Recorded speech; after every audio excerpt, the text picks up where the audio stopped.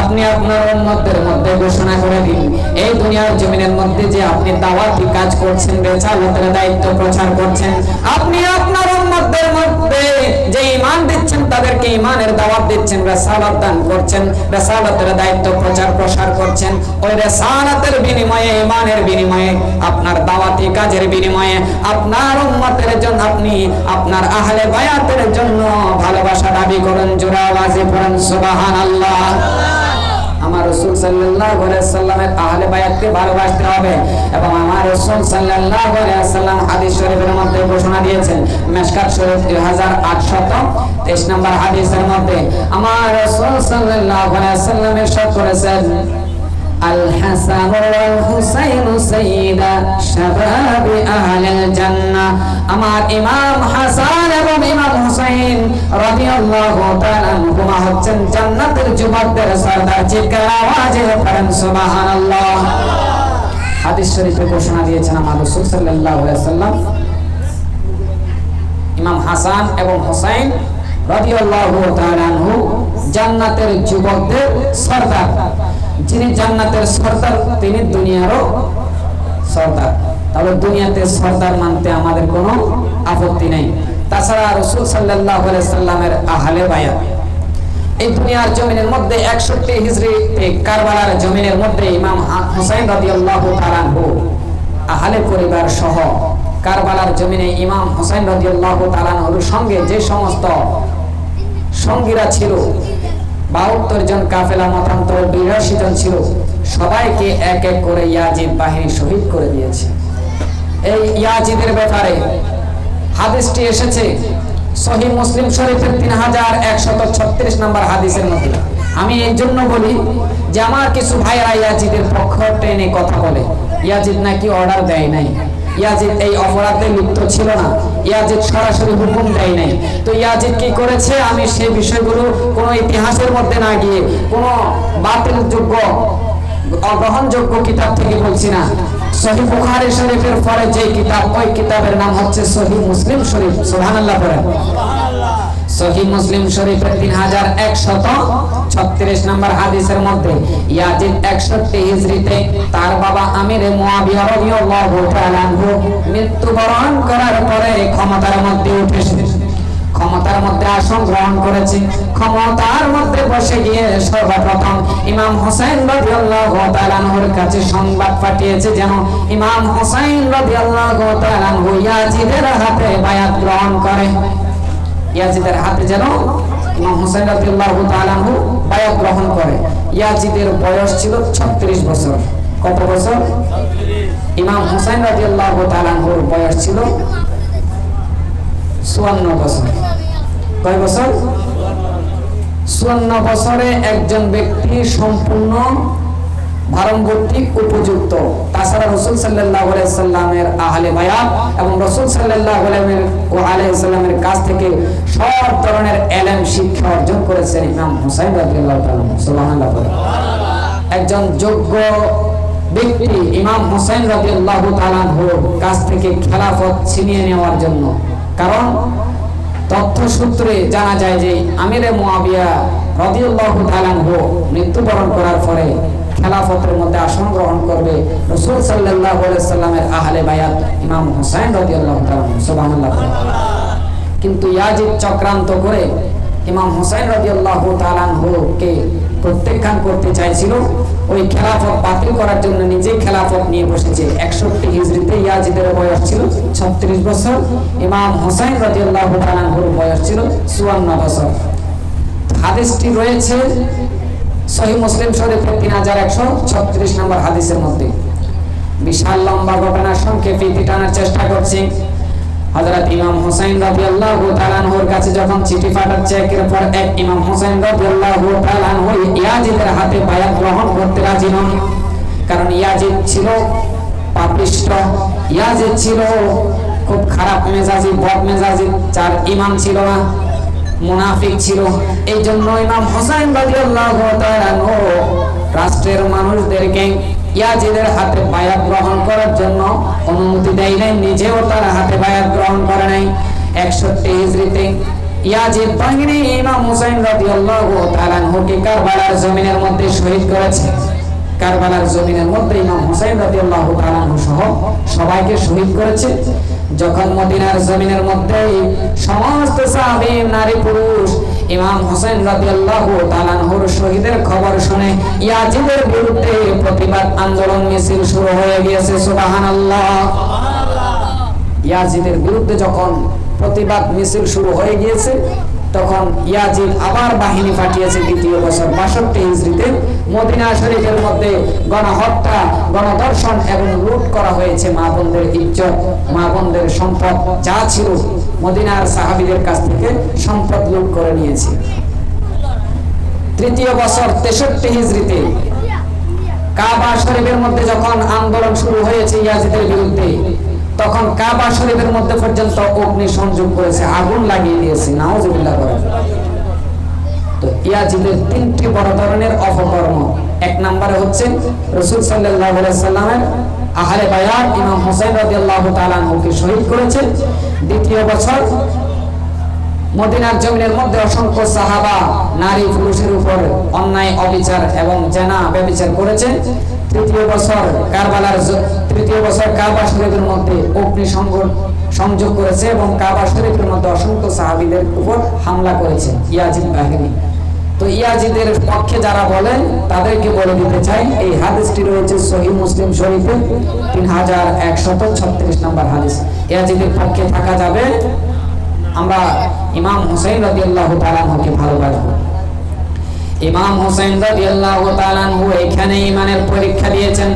আমার আল্লাহ রাব্বুল আলামিন পবিত্র কোরআনের মধ্যে ইরশাদ করছেন, পবিত্র কোরআন সূরা বাকারার 157 নম্বর আয়াতের মধ্যে আমার আল্লাহ রাব্বুল আলামিন বলেন, মিনাল জুই ওয়া নাকসিম মিনাল আমওয়ালি ওয়াল আনফুসি ওয়াস সামারাত। এই দুনিয়ার জমিনের মধ্যে আমি ইমানদারগণের কাছ থেকে পরীক্ষা নেব, তাদের পেটের মধ্যে খিদা দেব, তাদের মাল ধ্বংস করে দেব, তাদের জীবন পর্যন্ত ধ্বংস হয়ে যাওয়ার পথে থাকবে। এরপরেও যে ব্যক্তি ধৈর্য ধারণ করবে, নবী গো আপনি তাদেরকে সুসংবাদ জানিয়ে দিন। জোরে আওয়াজে পড়েন সুবহানাল্লাহ। আমার ইমাম হুসাইন রাদিয়াল্লাহু তাআলা আনহু কারবালার জমিনের মধ্যে ঈমানের পরীক্ষা দিয়েছেন। পেটের মধ্যে খিদা ছিল, পেটের মধ্যে তারা 3 দিন 3 রাত পর্যন্ত কোনো খাবার আসার জন্য সুযোগ দেয় নাই। তার কারবালার জমিনের মধ্যে ফুরাত নদীর পানি পান করতে সুযোগ দেয় নাই। শিশুপুত্র আলী আকবর, আলী আসগরকে তারা হত্যা করেছে, শহীদ করেছে। কারবালার জমিনের মধ্যে 72 জন কাফের যারা ছিল সবাইকে শহীদ করে দিয়েছে। শুধুমাত্র বাকি ছিল আমার ইমাম হুসাইন রাদিয়াল্লাহু তাআলা আনহু। ইমাম হুসাইন রাদিয়াল্লাহু তাআলা আনহু কারবালার জমিনের মধ্যে এই আহলে বায়াত যখন শহীদ হয়ে গিয়েছে, কাফেররা সবাই শহীদ হয়ে গিয়েছে, এরপরে ইয়াজিদের হাতে বায়াত গ্রহণ করে নাই, ইয়াজিদের হাতে আফস গ্রহণ করে নাই, নিজের জীবনটা আল্লাহর জমিনের মধ্যে দিয়ে দিয়েছেন। জোরে পড়েন সুবহানাল্লাহ। ওই জীবনটা জমিনের মধ্যে দিয়ে পরীক্ষা দিয়েছেন এবং জগৎ জাবাসীকে জানিয়ে দিয়েছেন, কিয়ামত পর্যন্ত যারা ইয়াজিদকে ভালোবাসবে তারা কখনোই ইমানদার হবে না, হুসাইনকে ভালোবাসতে হবে। সুবহানাল্লাহ বলে হবে। হুসাইন রাদিয়াল্লাহু তাআলা আনহুকে ভালোবাসার জন্য কোরআনের মধ্যে আছে, কোথায়? সূরা আশ-শুরার 23 নম্বর আয়াতে। মনে থাকবে ইনশাআল্লাহ। তা আল্লাহ রাব্বুল আলামিন আমাদের সবাইকে ইমাম হুসাইন রাদিয়াল্লাহু তাআলা আনহুকে ভালোবাসার তৌফিক দান করুন। আর ইমাম হুসাইন রাদিয়াল্লাহু তাআলা আনহু হচ্ছেন জান্নাতের যুবকদের সরদার। আল হাসান ওয়াল হুসাইন সাইয়্যিদা শাবাবি আহলিল জান্নাহ।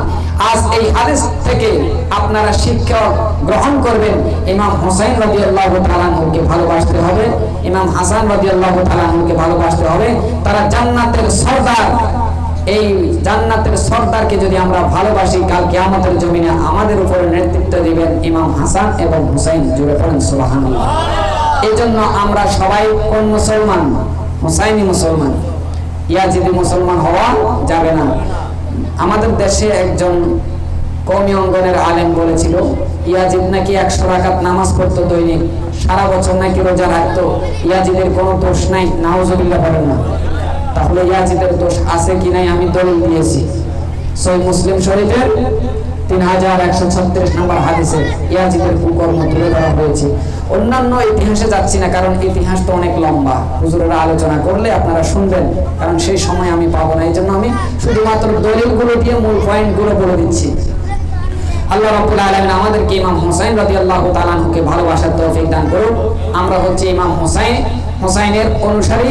রাসূল সাল্লাল্লাহু আলাইহি ওয়াসাল্লাম যেই কিতাব ও হিকমত দিয়েছেন আমাদেরকে, ইমাম হুসাইন রাদিয়াল্লাহু তাআলা আনহুকে ভালোবাসার জন্য আল্লাহ রাব্বুল আলামিন নিজেই কোরআনের মধ্যে আদেশ দিয়েছেন। আল্লাহ রাব্বুল আলামিনের কোরআন অনুযায়ী ইমাম হুসাইন রাদিয়াল্লাহু তাআলা আনহুকে অর্থাৎ রাসূলের আহলে বায়াতকে ভালোবাসার তৌফিক দান করুন। সবাই বলুন আমিন। হুসাইন নবীজির আওলাদ সালাম জানাই মোরা তোমায়, হে হুসাইন নবীজির আওলাদ সালাম জানাই মোরা তোমায়।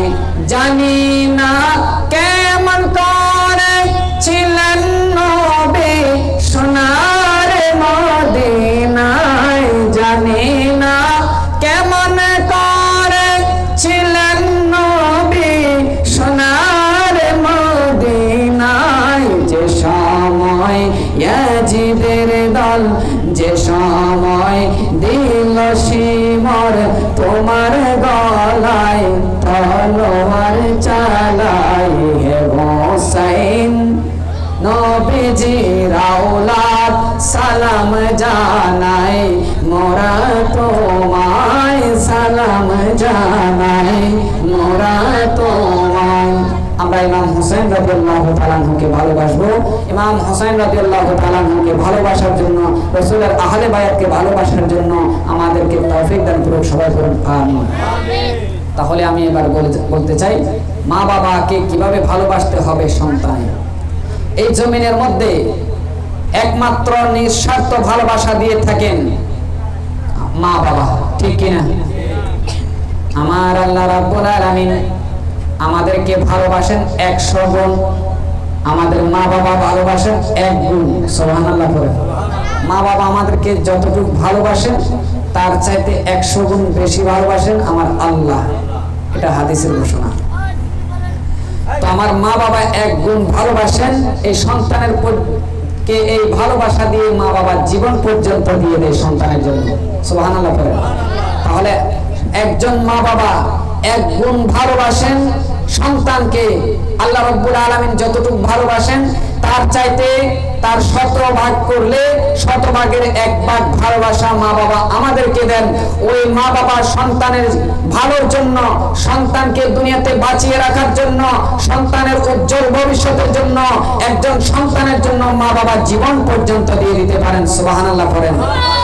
তাহলে আল্লাহ রাব্বুল আলামিন আমাদেরকে কতটুকু ভালোবাসেন বলার ভাষা নাই, বলার ভাষা থাকবে না। তো আল্লাহ রাব্বুল আলামিন সেই মা বাবাকে আমাদের জন্য নিয়ামত হিসেবে দান করেছেন। সুবহানাল্লাহ। আমরা মা বাবাকে ভালোবাসবো। মা বাবার যখন সন্তানের কোন একটি ভালো কাজের কথা, সৎ কাজের কথা শুনে মা বাবা খুশি হয়ে যায়। মা বাবা, আমার রাসূল সাল্লাল্লাহু আলাইহি ওয়াসাল্লাম মা বাবাকে এমন একটি শিক্ষা দিয়েছেন, সন্তানকে শিক্ষা দিয়েছেন। আল্লাহ রাব্বুল আলামিন কোরআনের মধ্যে শিক্ষা দিয়েছেন, অসংখ্য আয়াতের মধ্যে রয়েছে। আল্লাহ রাব্বুল আলামিন বলছেন, তোমাদের মা বাবাকে কষ্ট দিতে পারবে না। তোমাদের মা বাবা যখন যাই বলে তখন তাই মেনে নিবা, যখন যা আদেশ করবে তখন তোমরা তা আদেশ মেনে নিবা। তোমাদের মা বাবা তোমাদেরকে যা কিছু নিষেধ করবে তা প্রত্যাখ্যান করবে। শুধুমাত্র আল্লাহ এবং আল্লাহ রাসূল সাল্লাল্লাহু আলাইহি ওয়াসাল্লামের বিরুদ্ধে যদি কোনো মা বাবা তোমাদেরকে কোনো কথা বলে, ওই দুইটি কথা তোমরা মানতে পারবে না। চিৎকার আওয়াজে পড়েন সুবহানাল্লাহ। শুধু আল্লাহ এবং আল্লাহ রাসূলের বিরুদ্ধে যদি মা বাবা বলে, ওই মা বাবার কথা মানা যাবে না, আর সব কথা মানতে হবে। মা বাবা যদি ইহুদিও হয়, খ্রিস্টানও হয়, নাসারাও হয়, কাফেরও হয়, এরপরেও মা বাবাকে ভালোবাসতে হবে। মা বাবার সাথে সৎ আচরণ করতে হবে, ভালো ব্যবহার করতে হবে, ইজ্জত করতে হবে, কদর করতে হবে। কারণ আমার রাসূল সাল্লাল্লাহু আলাইহি ওয়াসাল্লাম হাদিসের মধ্যে ঘোষণা দিয়েছেন, আল জান্নাতু তাহতা আকদামি উম্মাহাত, তোমাদের মা বাবার পায়ের তলে তোমাদের জন্য জান্নাত। সুবহানাল্লাহ। আমাদের মা বাবার পায়ের তলে আমাদের জন্য জান্নাত। রাসূল সাল্লাল্লাহু আলাইহি ওয়াসাল্লামের একজন সাহাবী দৌড়াইয়া চলে গেলেন আমার রাসূল সাল্লাল্লাহু আলাইহি ওয়াসাল্লামের কাছে, নবী গো আমাকে একটু অনুমতি দিন, আমি যুদ্ধের ময়দানে যাব, যুদ্ধের ময়দানে গিয়ে আমি শহীদ হতে চাই। আমার রাসূল সাল্লাল্লাহু আলাইহি ওয়াসাল্লাম তাকে বয়ান করলেন, ও আমার সাহাবী, প্রিয় সাহাবী, মহব্বতের সাহাবী, তোমার ঘরের মধ্যে কি তোমার মা বাবা বেঁচে আছে নাকি? তখন ওই সাহাবী বলে উঠলো, ইয়া রাসূলুল্লাহ, ঘরের মধ্যে আমার মা জননী বেঁচে আছেন। জোরে বলেন সুবহানাল্লাহ।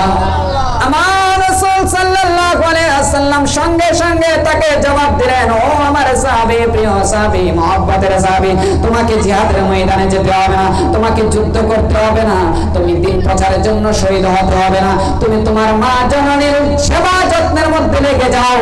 তোমার মা জননীকে যখন তুমি ভালোবাসবে, মহব্বত করবে, সেবা যত্ন করবে, আল্লাহ রাব্বুল আলামিন তোমার আমলনামার মধ্যে জিহাদের সওয়াব দিয়ে দিবেন। জোরে পড়েন সুবহানাল্লাহ। মা বাবাকে ভালোবাসলে, ইজ্জত করলে, মহব্বত করলে, তাহলে আমাদেরকে কিসের সওয়াব দিবেন? জিহাদের সওয়াব দিবেন। একজন ব্যক্তি ইসলামের জন্য জিহাদ করলে তার ঠিকানা হচ্ছে জান্নাত, অর্থাৎ সে সরাসরি জান্নাতে যাবে। তো যে ব্যক্তি মা বাবাকে ভালোবাসবে, মা বাবার সেবা যত্ন করবে, ওই ব্যক্তি মৃত্যুর পরে সাথে সাথে তার জন্য কি? জান্নাত। তাহলে মা বাবা কেমন গুরুত্বপূর্ণ, বুঝতে পারছেন? আল্লাহ রাব্বুল আলামিন আমাদের সবাইকে মা বাবাকে ভালোবাসার জন্য তৌফিক দান করুন। মা বাবা হাজার রকমের সন্তানের উপর অন্যায় অবিচার করলে সেই জবাব কিন্তু মা বাবা আল্লাহকে দিবেন। কিন্তু আপনি সন্তান হিসাবে মা বাবাকে ভালোবাসতে হবে এবং মা বাবাকে ইজ্জত করতে হবে। যদিও ঘরের মধ্যে 2-3টা সন্তান হয়ে যায়, তখন মা জননী হয়তো বাবা অথবা মা তখন একটা সন্তানকে বেশি ভালোবাসে, হয়তো আরেকটা সন্তানকে কম ভালোবাসে। একজন সন্তানকে জায়গা জমি সব দিয়ে দিয়েছে, আরেকজন সন্তানকে কিছুই দেয় নাই। এর জবাব কিন্তু মা বাবা আল্লাহ রাব্বুল আলামিনকে দিবে। কিন্তু আপনার দায়িত্ব, আপনি যদি মা বাবার কাছ থেকে কোনো কিছু নাও পেয়ে থাকেন, এরপরেও মা বাবার সাথে ভালো ব্যবহার করতে হবে। এটা আপনাকে দায়িত্ব দেওয়া হয়েছে। আল্লাহ রাব্বুল আলামিন আপনার উপর এই দায়িত্ব ফরজ করে দিয়েছেন। সুবহানাল্লাহ। মা বাবা যদি ঈমান নিয়ে মৃত্যুবরণ করে, ওই মা বাবার জন্য আল্লাহ রাব্বুল আলামিনের কাছে ফরিয়াদ করতে হবে। আল্লাহ রাব্বুল আলামিন পবিত্র কোরআনের বনী ইসরাঈলের 24 নম্বর আয়াতের মধ্যে ইরশাদ করেছেন, রব্বিরহামহুমা কামা রাব্বায়ানি সগীরা।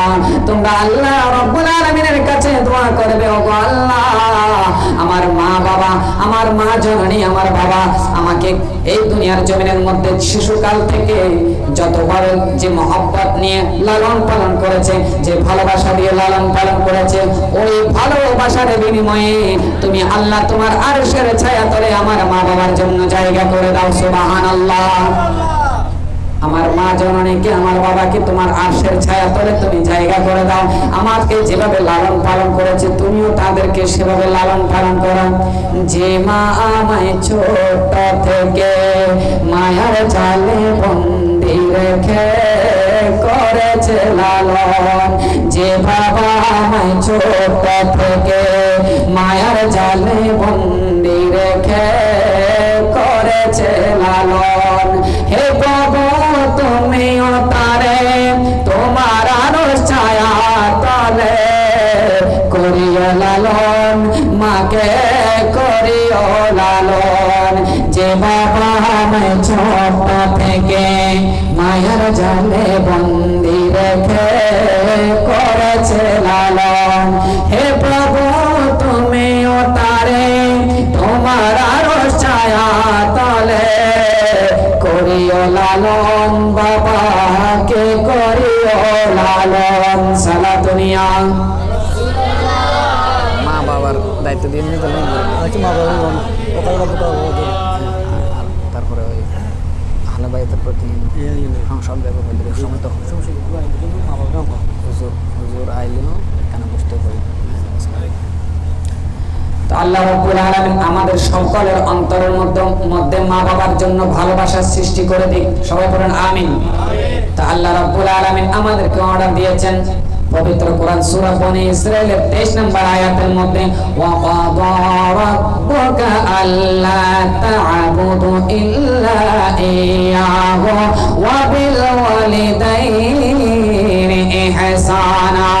আল্লাহ রাব্বুল আলামিন বলছেন, ও আমার বান্দা, ও আমার বান্দা বান্দিগণ, জগতের মানব জাতি, তোমাদেরকে আমি আল্লাহ আদেশ দিয়েছি তোমাদের মা বাবার সাথে ভালো আচরণ করো, উত্তম আচরণ করো, ভালো ব্যবহার করো, তোমাদের মা বাবাকে ভালোবাসো। এটা মা বাবার যদি ইহসান প্রদর্শন করার জন্য যদি তোমার মা বাবাকে তুমি কষ্ট দাও, তুমি মক্কা মদিনার ইমাম হয়েও যদি আল্লাহর কাছে ফরিয়াদ করো, হজ পালন করো, কোন হজ আল্লাহর দরবারে কবুল হবে না। চিৎকার আওয়াজে পড়েন নাউযুবিল্লাহ। আপনি মক্কা শরীফের ইমাম হয়েছেন, মদিনা শরীফের ইমাম হয়েছেন, এই দুনিয়ার গ্রেট মুফতি হয়েছেন, আপনি যতই কিছু করেন না কেন, যতবার হজ করেন না কেন, কোন হজ কোন ইমামতি আল্লাহর দরবারে কবুল হবে না যদি মা বাবাকে কষ্ট দিয়ে থাকেন। আল্লাহ রাব্বুল আলামিন আমাদের সবাইকে মা বাবাকে খেদমত করার জন্য, ভালোবাসার জন্য তৌফিক দান করুন। সবাই বলুন আমিন। আমি ছোট্ট একটি ইতিহাস বলবো। আমার রাসূল সাল্লাল্লাহু আলাইহি ওয়াসাল্লাম বিদায় হজের ভাষণের মধ্যে বলতে লাগলেন, আল আসমানের দিকে তাকিয়ে, ওগো আল্লাহ, আমি কি আমার দায়িত্ব সম্পাদন করতে পেরেছি কিনা? আমি কি আল্লাহ এই দুনিয়ার জমিনের মধ্যে তুমি আমাকে যাহা দায়িত্ব দিয়েছো ওই দায়িত্ব কি আমি পালন করেছি, সমাপ্ত করেছি কিনা?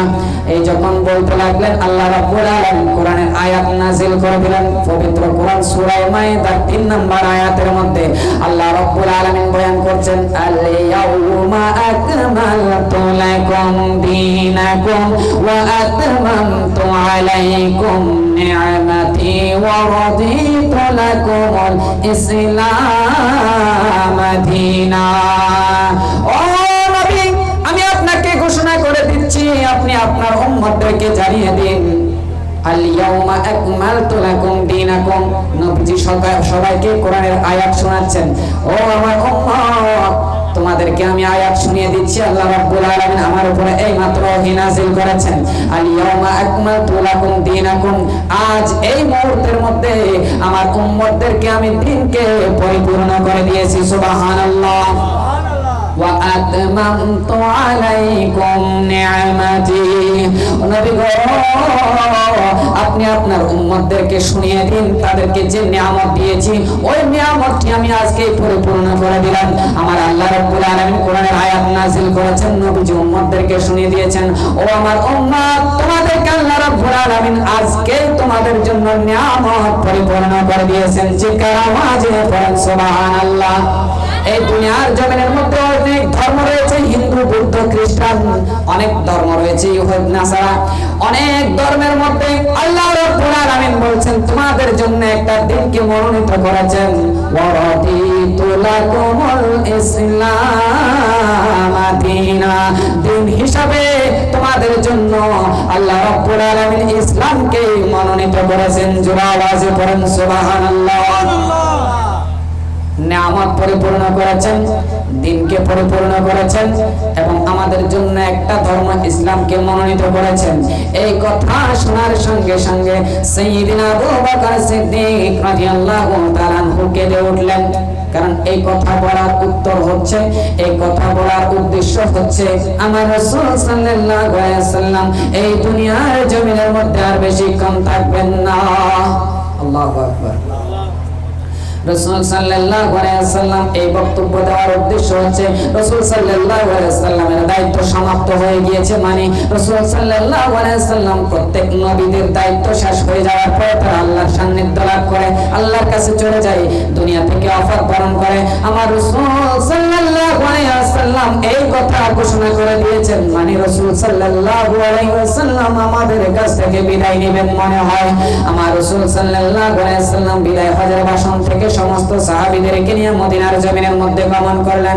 মদিনার জমিনের মধ্যে গমন করার পরে জুমার দিন আমার রাসূল সাল্লাল্লাহু আলাইহি ওয়াসাল্লাম মিম্বরের কাঠগড়ায় মিম্বরের মধ্যে দাঁড়িয়ে খুতবা দিচ্ছেন। এমন সময় সমস্ত সাহাবীদের উদ্দেশ্যে বলতে লাগলেন, ও আমার উম্মত, তোমরা একটা জিনিস শুনে রাখো, একটা বিষয় তোমাদেরকে বুঝিয়ে দিতে চাই।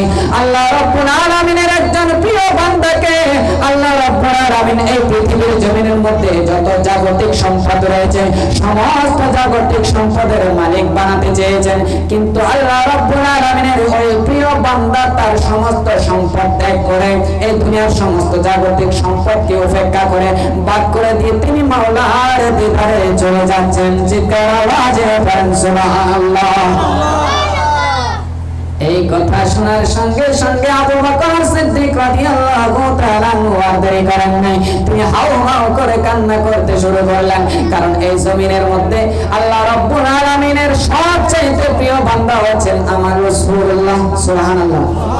আল্লাহ রাসূল সাল্লাল্লাহু আলাইহি সাল্লাম এই ঘোষণা দেওয়ার মানে হচ্ছে তিনি এই জমিনের মধ্যে আর থাকবেন না, এটি স্পষ্ট প্রমাণ করেছেন।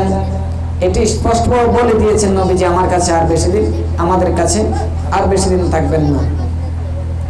রাসূল সাল্লাল্লাহু আলাইহি সাল্লাম সাথে সাথে অসুস্থ হয়ে পড়লেন। দীর্ঘ 11 দিন যাবত আমার রাসূল সাল্লাল্লাহু আলাইহি সাল্লাম অসুস্থ শরীর নিয়ে ওই মসজিদে নববীর মধ্যে নামাজ আদায় করেছেন। সুবহানাল্লাহ।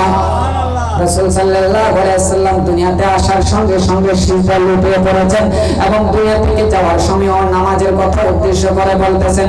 আমি একটি স্পষ্ট করে বলতেছি, আমার রাসূল সাল্লাল্লাহু আলাইহি সাল্লাম যখন মৃত্যুর বিছানার মধ্যে এমন ভাবে অসুস্থ হয়েছে, শরীরের মধ্যে জ্বরের মাত্রা খুব তীব্র, শরীরের মধ্যে অনেক অসুস্থ, আমার রাসূল সাল্লাল্লাহু আলাইহি সাল্লাম এই অসুস্থ শরীর নিয়ে দীর্ঘ 11 দিন যাবত নামাজ আদায় করেছেন মসজিদে নববীর মধ্যে।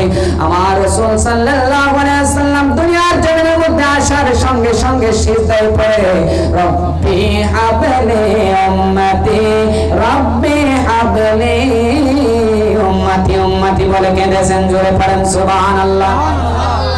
দুনিয়ায় এসে প্রিয় নবীজি পড়িলেন সিজদায়,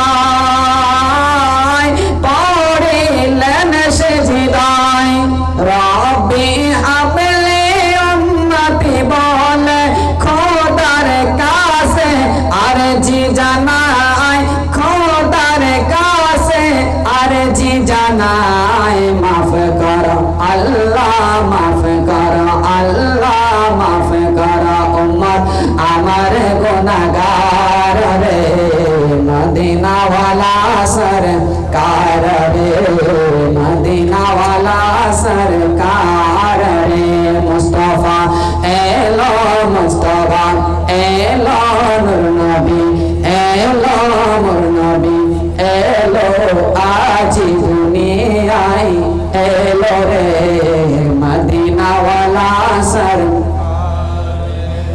মদিনা ওয়ালা সরকার রে। সালাত দুনিয়া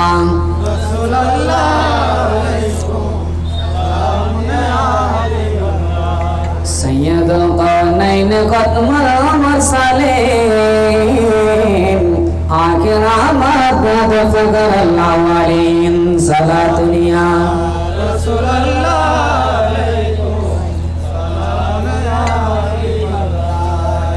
বলতে চাইছিলাম, আমার রাসূল সাল্লাল্লাহু আলাইহি সাল্লাম দীর্ঘ 11 দিন অসুস্থ অবস্থায় নামাজ আদায় করেছেন। আমাদেরও নামাজ পড়তে হবে কিনা?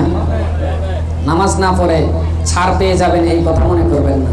কারণ আমার রাসূল সাল্লাল্লাহু আলাইহি সাল্লাম এই দুনিয়ার জমিনের মধ্যে আমাদের জন্য নবীজির পরে শ্রেষ্ঠ নিয়ামত যেটা, সেটা হচ্ছে নামাজ। নামাজ অনেক বড় নিয়ামত এবং সবচেয়ে বড় ইবাদত। কারণ দুনিয়ার জমিনের মধ্যে আসা মাত্র নবীজি সিজদায় পড়ে গেলেন। সিজদাটা নামাজের সবচেয়ে বড় একটা অংশ। আল্লাহ রাব্বুল আলামিনকে খুশি করার মাধ্যম হচ্ছে সিজদা। সিজদা ছাড়া আল্লাহ রাব্বুল আলামিনের দরবারে সিজদা ছাড়া আর কোনো ইবাদত বড় নয়। আর সিজদা আল্লাহকে ছাড়া আর কাউকে করা যাবে না। সুনানে আবু দাউদ শরীফ 2140 নম্বর হাদিস, সংক্ষেপে এটি বলে দিচ্ছি। আল-হিরা শহরের মধ্যে, আরবের আল-হিরা শহরের মধ্যে একজন সাহাবী দেখতেছেন তাদের রাজাকে সমস্ত প্রজাগণ সিজদা করছে। ওই সাহাবী দেখা মাত্র দৌড়াইয়া চলে গেলেন, নবী গো, আমি দেখতেছি আল-হিরা শহরের মধ্যে একজন রাজাকে সমস্ত প্রজাগণ সিজদা করছে। আমি চিন্তা করলাম এই সিজদা আমি ওই রাজাকে করব না, আমি করব আপনি রাসূলকে। নবীজি আমাকে অনুমতি দিন, আমি আপনাকে সিজদা করি। আমার রাসূল সাল্লাল্লাহু আলাইহি ওয়াসাল্লাম সঙ্গে সঙ্গে জবাব দিলেন, লা তাফআলু, খবরদার, সাবধান, সতর্ক হয়ে যাও, আমাকে সিজদা করবে না। জোরে বলেন সুবহানাল্লাহ। নবীজি সঙ্গে সঙ্গে তাকে সাবধান করে দিয়েছেন। সুনানে আবু দাউদ শরীফের 2140 নম্বর হাদিসের মধ্যে, খবরদার, সিজদা করবে না। সিজদার মালিক আমি রাসূল নই, সিজদার মালিক একমাত্র আল্লাহ।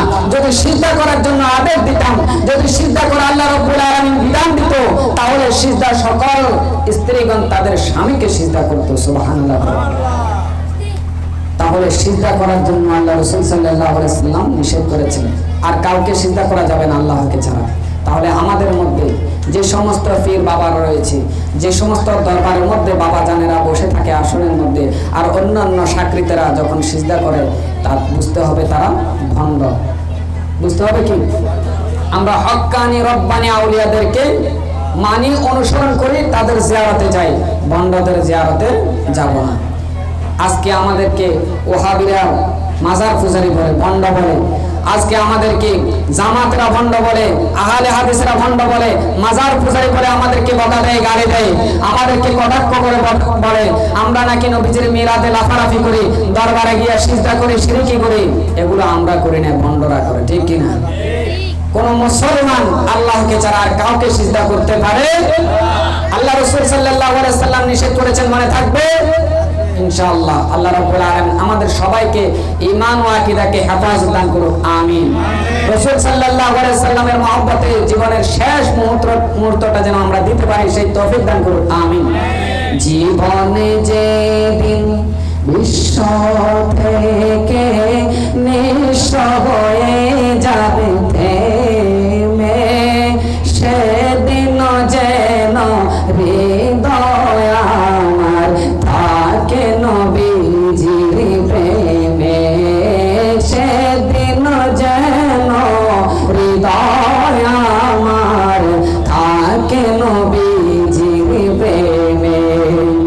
জীবনে যেদিন বিশ্ব থেকে নিঃস্ব হয়ে যাবে থেমে, সেদিন যেন হৃদয় আমার থাকে নবীজির প্রেমে, সেদিন যেন হৃদয় আমার থাকে নবীজির প্রেমে।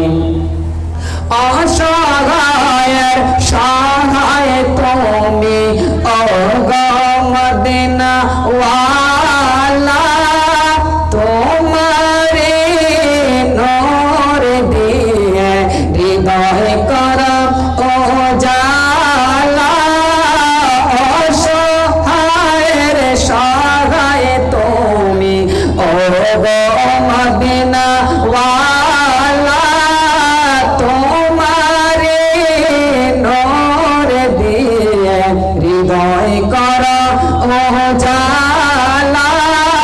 মরতে পারি আমি যেন, মরতে পারি আমি যেন তোমারি কদমে, সেদিন যেন হৃদয় আমার থাকে নবীজির প্রেমে, সেদিন যেন হৃদয় আমার থাকে নবীজির প্রেমে। সালাতুনিয়া সালামুন ইয়া হাবিবাল্লাহ আলাইকুম। আমি বুঝাতে চাইছিলাম আমার রাসূল সাল্লাল্লাহু আলাইহি ওয়াসাল্লাম নামাজের শিক্ষা দিয়েছেন, ওই নামাজটি আমাদের আঁকড়ে ধরতে হবে। এরপরে আমরা মিলাদ করি, মাহফিল করে, জিয়ারত করি, আল্লাহ ওলিদের দরবারে গিয়ে সোহবত অর্জন করি। আল্লাহ রাব্বুল আলামিনের প্রিয় বান্দারা যারা রয়েছেন, আলা ইন্না আউলিয়া আল্লাহি লা খাউফুন আলাইহিম ইয়াহজানুন, যে সমস্ত দুনিয়ার জমিনের মধ্যে আল্লাহ রাব্বুল আলামিনের প্রিয় বান্দা রয়েছেন, তারা হচ্ছেন আল্লাহর ওলি। ওই আউলিয়াদের ওলিদের সোহবত অর্জন করার জন্য আল্লাহ রাব্বুল আলামিন বলেছেন, এবং সূরা মায়েদার 35 নম্বর আয়াতের মধ্যে ইরশাদ করেছেন, ইয়া আইয়ুহাল্লাযীনা আমানু ওয়াবতাগু ইলাইহিল ওয়াসিলা, তোমরা ওয়াসিলা তালাশ করো। আমরা প্রিয় বান্দাদের ওসিলা তালাশ করি, আল্লাহর আউলিয়াদের ওসিলা তালাশ করি।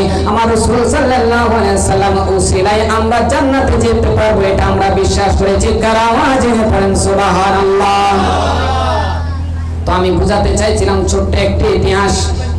রাসূল সাল্লাল্লাহু আলাইহি ওয়াসাল্লাম যখন বিদায় হজের ঘোষণা ওই মসজিদে নববী থেকে ঘোষণা দিয়েছেন, তিনি তার প্রিয় বান্দা আল্লাহ রাব্বুল আলামিনের প্রিয় বান্দা এই পৃথিবীর জমিন থেকে তার সমস্ত জাগতিক সম্পদ উপেক্ষা করে মাওলার দিদারে চলে যাচ্ছেন। আমার রাসূল সাল্লাল্লাহু আলাইহি ওয়াসাল্লাম যখন গভীরভাবে অসুস্থ হয়ে পড়লেন। সাইয়েদনা আবু বকর সিদ্দিক রাদিয়াল্লাহু তাআলা আনহু কান্না করতেছেন, সাইয়েদনা ওমর ফারুক রাদিয়াল্লাহু তাআলা আনহু কান্না করতেছেন, কারণ এই বিরহ কখনো সহ্য করা যাবে না। আমার রাসূল সাল্লাল্লাহু আলাইহি ওয়াসাল্লাম আমাদের কাছ থেকে বিদায় নিচ্ছেন, এটা আমরা সহ্য করতে পারি না। বিদায় নিচ্ছেন মোদের দয়াল নবী গো, এই বিরহ কেমনে আসে সইব গো। আল্লাহুম্মা সাল্লি আলা মুহাম্মাদ ওয়া আলা আলি সাইয়্যিদিনা আহমদ। আল্লাহুম্মা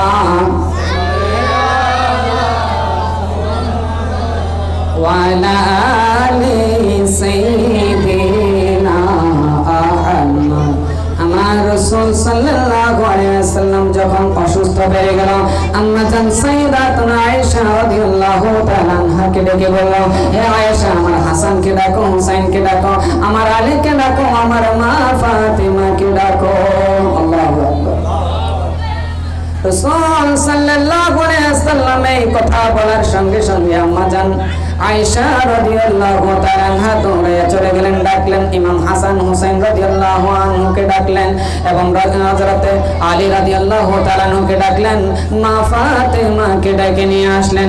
মা ফাতিমা রাদিয়াল্লাহু তাআলা আনহা দরজার মধ্যে দাঁড়িয়ে আমার রাসূল সাল্লাল্লাহু আলাইহি ওয়াসাল্লামের চেহারা মোবারকের দিকে মায়ার নজরে কান্না করতেছেন আর বলতেছেন, বাবা গো,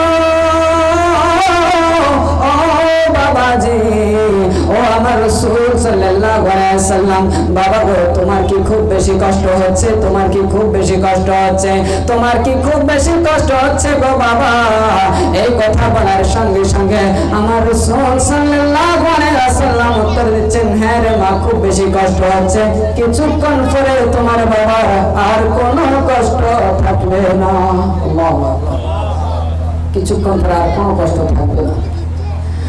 আমার মা হযরতে ফাতিমা রাদিয়াল্লাহু তাআলা আনহা বুঝে গেলেন। বুঝে যাওয়ার সঙ্গে সঙ্গে আমার রাসূল সাল্লাল্লাহু আলাইহি ওয়াসাল্লামকে জড়িয়ে রাখলেন। বাবা, আমি তোমাকে যেতে দেব না, তোমাকে এই দুনিয়া থেকে পর্দা করতে দেব না, তুমি আমার কাছে থেকে যাবে। বাবা, তোমাকে আমি যাইতে দেব না। আমার রাসূল সাল্লাল্লাহু আলাইহি ওয়াসাল্লাম বয়ান করছেন, কোরআনের আয়াত তেলাওয়াত করছেন, সূরা নিসার 78 নম্বর আয়াত, আইনামা তাকুনু ইউদরিকুমুল মাউত ওয়ালাউ কুনতুম ফি বুরুজিন মুশাইয়াদা। ও আমার ফাতেমা, এই দুনিয়ার জমিনের মধ্যে কেউ চিরকাল থাকতে পারবে না। এই দুনিয়ার জমিনের মধ্যে যত পয়গম্বর এসেছে সবাই চলে গিয়েছে। এই দুনিয়ার জমিনের মধ্যে পূর্বে যত মানুষ এসেছে সবাই চলে গিয়েছে। এই সময়ের মধ্যে যারা রয়েছে তারা সবাই চলে যাবে, আমিও চলে যাব। সুতরাং এই জমিনের মধ্যে কেউ চিরকাল থাকতে পারবে না। চিৎকার আওয়াজে পড়েন সুবহানাল্লাহ। নারায়ে তাকবীর, নারায়ে রিসালাত, নারায়ে গাউসিয়া। হযরত মাওলানা আলহাজ হাফেজ হযরত মাওলানা আশরাফুজ্জামান আল কাদরি সাহেব, হযরত মাওলানা আশরাফুজ্জামান আল কাদরি সাহেব হুজুর আমাদের মাঝে উপস্থিত হয়েছেন। আপনারা যারা এখনো ঘোরাফেরা করছেন চলে আসুন। আমি সংক্ষেপে দু একটা কথা বলে শেষ করে দেব।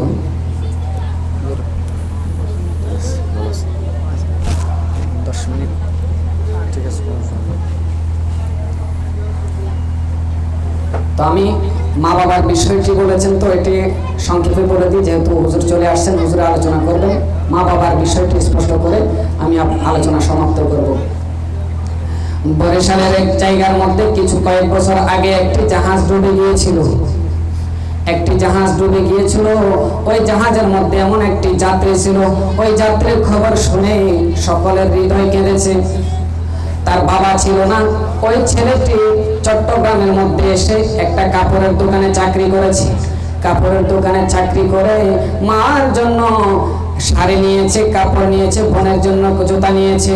এইগুলো নিয়ে যখন সে বাড়িতে রওনা হচ্ছে ঈদের সময়, জাহাজের মধ্যে অনেক